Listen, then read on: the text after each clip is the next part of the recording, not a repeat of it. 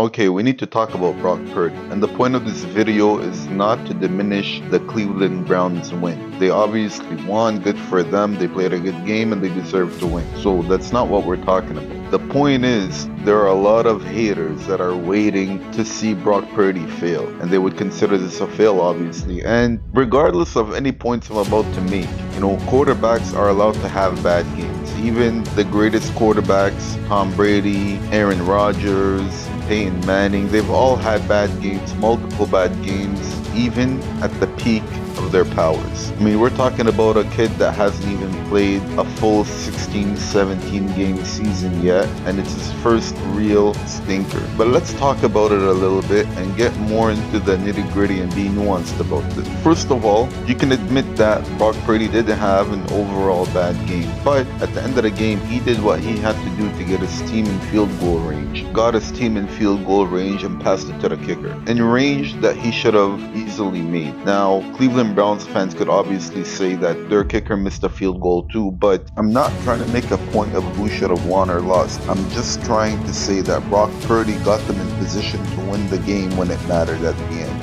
And to me, that's really what proves that no matter what, Purdy has something there. I mean, if he comes on the next 2-3 weeks and he's, consistently playing a bad game, then we could have that conversation again. To talk about one bad game where at the end of it, he had his team in perfect position to win, the kicker didn't come through, I don't think you could put that on Purdy. I'm not going to talk about bad officiating. There was bad officiating on both sides. I'm not going to talk about drop passes. Obviously, teams drop passes all the time. There was a big drop pass to Ayuk that probably, had he caught, would have put them in field goal range at least, and probably would have been a touchdown. But regardless of, and there's obviously the weather. I mean, it's the first time I think that Brock Purdy I don't think there's anybody that would not consider the Cleveland defense to be elite. The other point I would make is even if you took Aaron Rodgers and took Devontae Adams when they were playing together, or you take Waddle or Hill away from Tua, or you take anybody's number one and number two options off the team, there's obviously going to be a huge drop off in play. And when you're playing the best defense you've ever played and you've lost your arguably two best offensive weapons, I think what Brock Purdy was able to do, especially on that last drive,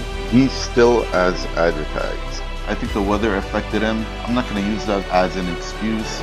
Weather is part of the game. Both teams have to deal with the weather. But again, it's something for a young quarterback that's playing in a new situation against the hardest defense he's probably had to play against, without his top two weapons that he's used to. You could say, yeah, well, you know what? San Francisco is stacked and he can't play with two weapons. Well, when that's what you're used to and that's what you're playing, it's all relative, right? Even if you want to say he can't play with them, if he had a week to prepare without them, for instance, or if he never had them and he was used to playing without them, that would be a much different situation, right? Please like and subscribe.